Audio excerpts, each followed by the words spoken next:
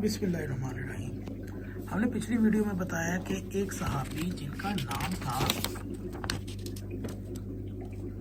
अबू मसूद, जिनकी हदीस सुनन अबी दाऊद में मौजूद है, इनका नाम है उक़बा बिन उमर बिन अंसारी, मशहूर सहाबी और गज़वा उहद में भी और दूसरे मज़ीद गज़वात में भी शरीक हुए। उन्होंने नमाज़ पढ़ने का तरीका बयान किया।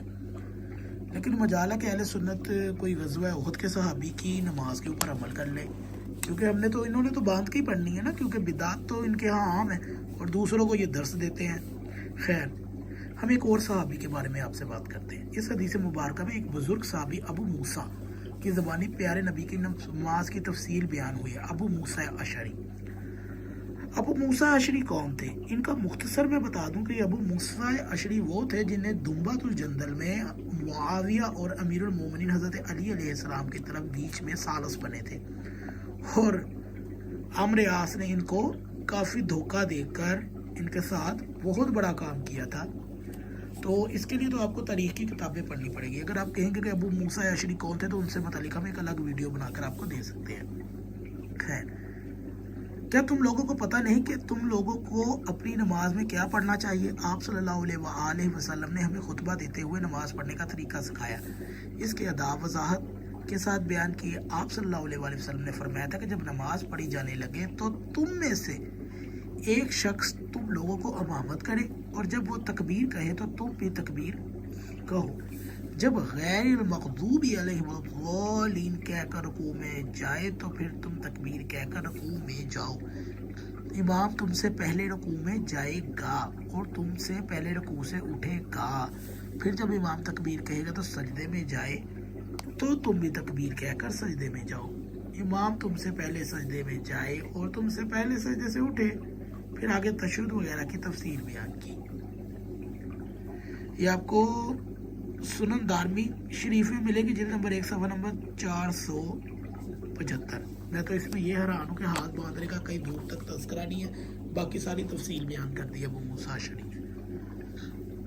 आयशा की ज़बानी सुनते हैं जी, हाथ बांधने का जिक्र क्यों मौजूद नहीं है?